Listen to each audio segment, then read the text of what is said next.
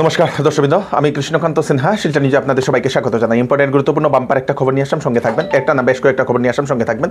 ভিডিওটা দেখার সঙ্গে সঙ্গে চট্ট লাইক কমেন্ট করবেন যাতে সবার কাছে গুরুত্বপূর্ণ খবরটা পৌঁছে থাক। প্রথমত লাভের কয়েকটা আপডেট আছে, কিন্তু আসামবাসীর জন্য বাম্পার লাভের কয়েকটা আপডেট, ক্যাবিনেটে কয়েকটা বৃহত্তর ঘোষণা আপনাদের জন্য নিয়ে আসলাম, সঙ্গে থাকবেন।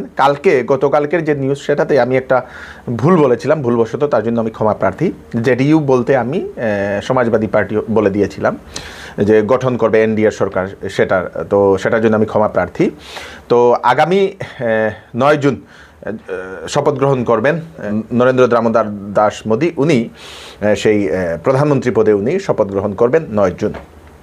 এখন জেডিইউ টিডিপি দুটা বড় বড় পার্টি মিলে এই যে সরকারটা গঠন হতে চলেছে, সেই জন্য দুই পার্টিরই বড় বড় বেশ কয়েকটা মন্ত্রিত্বের জন্য পদের জন্য ওনারা দাবি করেছেন, যেটা আমরা বিভিন্ন নিউজ মহলে যেটা দেখানো হচ্ছিল যে জেডিইউ রেল বিভাগ দাবি করছে, তাছাড়া অন্যান্য দলও রেল বিভাগ দাবি করছে, তার সঙ্গে সঙ্গে টিডিপি যে লোকসভার অধ্যক্ষের পদের দাবি করছে, সঙ্গে আরও 5টা মন্ত্রিত্বের দাবি করছে। তো এনডিএ একটা সমস্যায় পড়ে গেছে বলতে পারেন, কারণ বড় বড় অনেক মন্ত্রিত্বের পদ বিভিন্ন এই ইয়েগুলা ওনারা দাবি করছেন। তো গঠন তো করতেই হবে, তার জন্য আজকে নাকি একটা হাই ভোল্টেজের মিটিং প্রধানমন্ত্রী মোদীর বাসভবনে হবে, সব পার্টি মিলিয়ে এনডিএর একটা বৈঠক হবে। তারপরে ডিসাইড করা হবে কোন দলকে কোন মন্ত্রিত্ব দেওয়া হবে। দর্শকবৃন্দ, তো এটাই হচ্ছে মেইন। এবং আপনাদের সবার কাছে আরেকটা প্রার্থনা, যদি কোনো কারণবশত আমি যদি ভুলও বলে থাকি, সেটা আপনারা শুদ্ধ করে শুনে নেবেন এবং ভুলটা আমার কমেন্টে বলে দেবেন, নেক্সটে আমি সেটা ঠিক করবো। দর্শকবৃন্দ, তো গতকালকের জন্য আমি ক্ষমা প্রার্থী। তো এখন হচ্ছে আমাদের আসামের জন্য একটা ভালো খবর হচ্ছে পঞ্চায়েত ইলেকশন নিয়ে। পঞ্চায়েত ইলেকশনের মাস ঘোষণা করা হয়েছে, ক্যাবিনেটের সিদ্ধান্ত নিয়ে নেওয়া হয়েছে।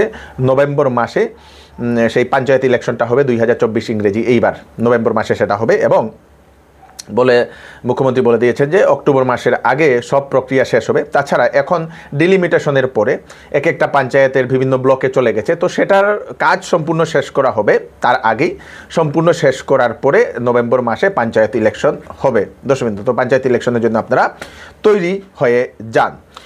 তাছাড়া আসামের মাননীয় মুখ্যমন্ত্রী ডক্টর হিমন্ত বিশ্ব শর্মা মহোদয় লাখ লাখ বেকার যুবক যুবতীদের জন্য সুখবর দিয়েছেন যে একটা স্কিম ইলেকশনের আগে অ্যানাউন্সমেন্ট করা হয়েছিল, মুখ্যমন্ত্রী আত্মনির্ভর প্রকল্প, যেখানে 2 লক্ষ টাকা করে বেকার যুবক যুবতীদেরকে দেওয়া হবে ব্যবসা করার জন্য। এবং সেটাতে প্রথম যে লিস্ট, সেই লিস্টে 30,000 হিতাধিকারী সিলেকশন হয়েছেন এবং সেই 30,000 হিতাধিকারীদেরকে সেপ্টেম্বর মাসে 1 লক্ষ টাকার প্রথম কিস্তি দেওয়া হবে 30,000 হিতাধিকারীকে, সেটা মুখ্যমন্ত্রী বলে দিয়েছেন। প্রথম কিস্তি ওনারা পাবেন, সেটাতে 1 লক্ষ তো পাবেন, তারপরে নেক্সট 1 লক্ষ যেটা দেওয়া হবে সেটা সাবসিডি থাকবে, 1 লক্ষ সাবসিডি থাকবে, 1 লক্ষ থাকবে রিটার্ন করতে লাগবে, সেটা আগেই বলে দেওয়া হয়েছিল। তো যারা যারা নাম সিলেকশন হয়েছেন আপনারা তৈরি হয়ে যান, আপনারা সেপ্টেম্বর মাসে 1 লক্ষ টাকা আপনারা পেতে চলেছেন আপনাদের ব্যবসা বাণিজ্য করার জন্য। দর্শকবৃন্দ, তাছাড়া আরেকটা মুখ্যমন্ত্রী ডক্টর হিমন্ত বিশ্ব শর্মা মহোদয় অ্যানাউন্সমেন্ট করেছেন যে আগামী 26 ইলেকশনের আগে শীঘ্রই মন্ত্রিসভাতে একটা রদবদল হবে, মন্ত্রিসভাতে বিভিন্ন পদে রদবদল হবে। 26 ইলেকশনের জন্য এখন থেকে প্রস্তুতি চলছে বলে মুখ্যমন্ত্রী সেটা জানিয়ে দিয়েছেন। তাছাড়া যে সকল ছাত্রীরা হায়ার সেকেন্ডারি পাশ করে যারা ডিগ্রিতে ভর্তি হয়েছেন, মেট্রিক পাশ করে যারা হায়ার সেকেন্ডারিতে ভর্তি হয়েছেন, তাদের জন্য একটা স্কিমের অ্যানাউন্সমেন্ট করেছিলেন মুখ্যমন্ত্রী, সেটা হচ্ছে নিযুত ময়না প্রকল্প। সেই নিযুত ময়না প্রকল্পের আন্ডারে মেট্রিক থেকে পাশ করে যারা হায়ার সেকেন্ডারিতে ছাত্রীরা যারা পড়াশোনা করতে ঢুকেছে তাদেরকে 10,000 টাকা দেওয়া হবে। তারপরে স্কলারশিপ, তারপরে ডিগ্রিতে যারা অ্যাডমিশন নিয়েছে ছাত্রীরা তাদেরকে দেওয়া হবে 12,500 টাকা। তো সেটার সেই টাকাটা আগামী 2-3 মাসের ভিতরে দেওয়া হবে, 2 মাসের ভিতরে দেওয়ার প্রচেষ্টা চলছে। কিন্তু সেখানে একটা চিন্তা করা হচ্ছে যে একসঙ্গে দেওয়া হবে না কিস্তিতে, মানে 1,000 টাকা করে মাসে দেওয়া হবে, সেটার জন্য একটা চিন্তা চর্চা করা হচ্ছে। এবং চিন্তা চর্চাটা শেষ হওয়ার পরে যদি সেখানে ডিসিশন নেওয়া হয় যে মাসে মাসে দেওয়া 1,000 করে, তো সেটা দেওয়া হবে। যদি ডিসিশন নেওয়া হয় যে না একসঙ্গে 10,000 টাকা করে বা 12,500 টাকা করে দেওয়া হবে, তো সেটাও দেওয়া হবে। তো ডিসিশনের উপরে আমরা কয়েকদিন পরে সেটার ফাইনাল রেজাল্ট আমরা পাবো। দর্শকবৃন্দ, তাছাড়া বৃহৎ বড় একটা ব্রেকিং আর একটা খবর আছে, যেটা হচ্ছে রাহুল গান্ধী মহোদয় বিজেপির উপরে বিরাট বড় একটা অভিযোগ করেছেন। সেই অভিযোগটা কি সেটাও আমি আপনাদেরকে বলবো। তার আগে আমি আপনাদেরকে বলে দিই, একজন doctor doctor Ram Goel, consultant neurosurgery, উনি শিলচরের capital diagnostic centre club road capital পয়েন্টের পাশে, সেখানে উনি রুগী দেখার জন্য আসছেন। আপনাদের যদি উনি আসছেন রুগী দেখার জন্য 7 জুন 7 জুন দুপুরবেলা 3টা থেকে বিকালবেলা 3টা থেকে উনি রুগী দেখবেন।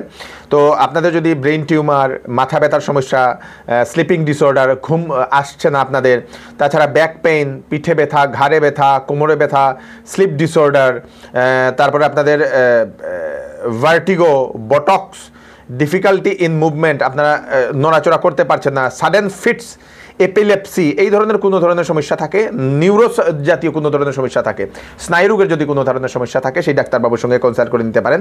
তাড়াতাড়ি অ্যাপয়েন্টমেন্ট বুক করে নিন। তো 6001822832, আরেকটা নম্বর হচ্ছে 9864373326। উনি জিএনআরসি থেকে আসছেন বলে সেটা জানা গেছে দর্শকবৃন্দ। তাড়াতাড়ি আপনারা সেই ইয়েটা বুক করে দিন। ক্যাপিটাল ডায়াগনস্টিক্সে উনি 7 তারিখে রুগী দেখবেন। সেল সেল সেল, এবার চৌধুরী টেক্সটাইল দিচ্ছে আপ টু 40% ডিসকাউন্ট কাপড়ে। বেনারসি শাড়ি, ফ্যান্সি শাড়ি, সিল্ক শাড়ি, লেহেঙ্গা, শারারা, গারারা, শেরওয়ানি এবং বিবাহের সব ধরনের কাপড় তথা সামারের সব ধরনের কাপড়ের উপর থাকছে 40% ডিসকাউন্ট। তাড়াতাড়ি দেরি না করে চলে আসুন চৌধুরী টেক্সটাইলে, ফাটক বাজার, শিলচর। ওয়েডিং সিজন উপলক্ষে শ্যামসুন্দর জুয়েলার্স আপনাদের জন্য নিয়ে এলো নিত্য নতুন ডিজাইনের হলমার্কযুক্ত গহনার বিশাল সম্ভার। সঙ্গে পাচ্ছেন গহনার মজুরিতে 50% পর্যন্ত ছাড়। এছাড়া এখানে আছে পুরাতন সোনার বদলে নতুন গহনা নেওয়ার বিশেষ সুযোগ। তাই দেরি না করে তাড়াতাড়ি চলে আসুন শ্যামসুন্দর জুয়েলার্সে। Shyamsundar jewellers, central road, Silchar.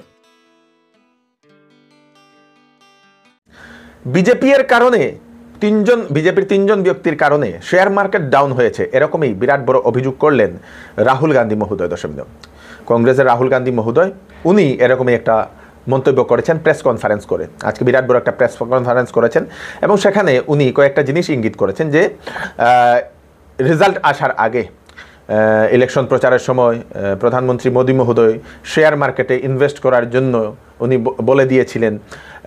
Amit Shah মহোদয়ও নাকি একবার বলেছিলেন, তারপরে নির্মলা সীতারামন ফাইন্যান্স মিনিস্টার মহোদয়ও নাকি বলেছিলেন, এবং ইলেকশনের রেজাল্টের ঠিক পরের দিনেই সেটা সম্পূর্ণ ডিপ হয়ে গেছে, একদম নিচে চলে গেল এবং কয়েক লক্ষ কোটি টাকার মানুষের লস হয়েছে বলে উনি এরকম মন্তব্য করেছেন। সেটার জন্য শুধু দায়ী সেই 3জন ব্যক্তি এবং উনাদের এগেনস্টে নাকি একটা জয়েন্ট পার্লামেন্টারি কমিটির বসিয়ে তদন্তের জন্য উনি দাবি করেছেন এবং নাকি উনি এও মন্তব্য করেছেন যে ইলেকশনের রেজাল্টের আসে মিথ্যা এক্সিট পোলও দেওয়া হয়েছিল, তার ব্যাপারেও তদন্ত করার জন্য উনি এরকম একটা মন্তব্য করেছেন প্রেস কনফারেন্সের মাধ্যমে।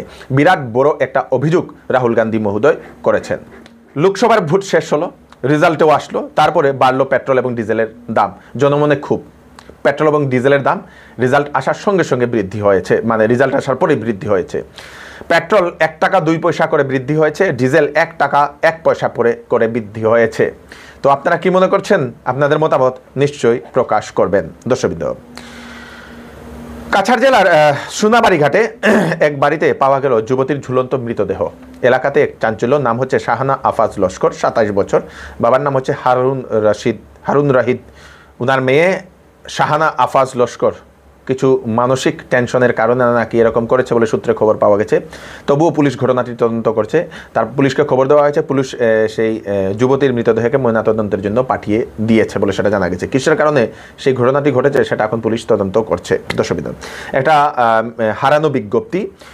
গত 5 তারিখে শিলচর থেকে মেডিকেল রোডে যাওয়ার সময় একজন ব্যক্তি রাজু কুর্মি, উনার মা এবং বাবার এবং উনার আধার কার্ড, ব্যাংক পাসবুক, বাইকের ইন্স্যুরেন্সের কপি, রেশন কার্ড, মেডিকেলের চিকিৎসার বিভিন্ন ডকুমেন্ট, নথিপত্র, এগুলো একটা অটোতে ওনারা ফেলে দিয়েছেন। যদি অটো থাকে, যদি পেয়ে থাকেন, তো ওনাদের দেওয়া যে নাম্বার, সেই নাম্বারে কল করে জানিয়ে দেবেন। 6002386394 এই নাম্বারে আপনারা জানিয়ে দেবেন।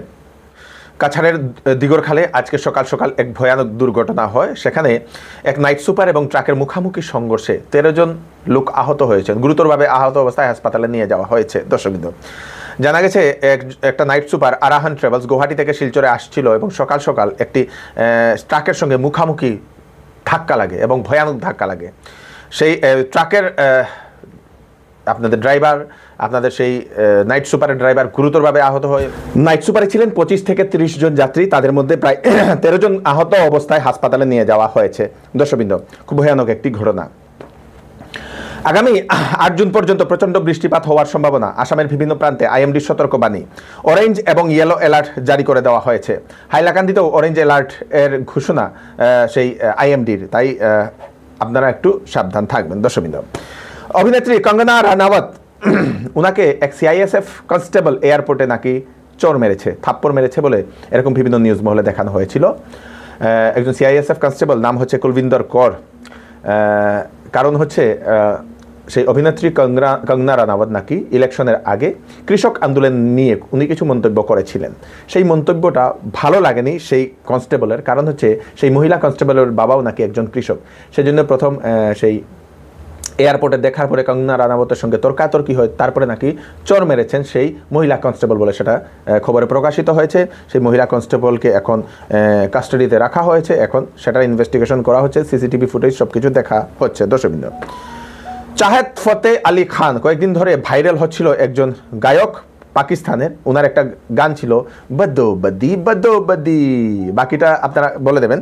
সেই বদোবদি গানটা প্রায় 30 মিলিয়নের কাছাকাছি পৌঁছে গিয়েছিল ইউটিউবে, তারপরে হঠাৎ ইউটিউব থেকে সেটা ডিলিট করে দেওয়া হয়েছে।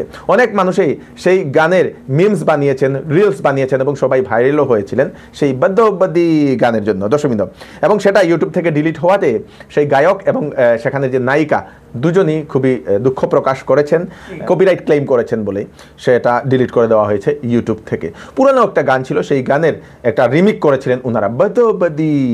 তো কেমন লাগে সেই বদবদি গানটা আপনাদের কমেন্টে নিশ্চয়ই জানাবেন, তাড়াতাড়ি ভিডিওটা সবাইকে পাঠিয়ে দেবেন যাতে সবার কাছে পৌঁছে যায়। আমি কৃষ্ণকান্ত সিনহা আবার নতুন আর একটি ফ্রেশ আপডেট নিয়ে আবার আপনাদের সবার সামনে ফিরে আসবো। তখন আপনারা সুস্থ থাকবেন, সেফ থাকবেন, সবাইকে সেফ রাখবেন। নমস্কার।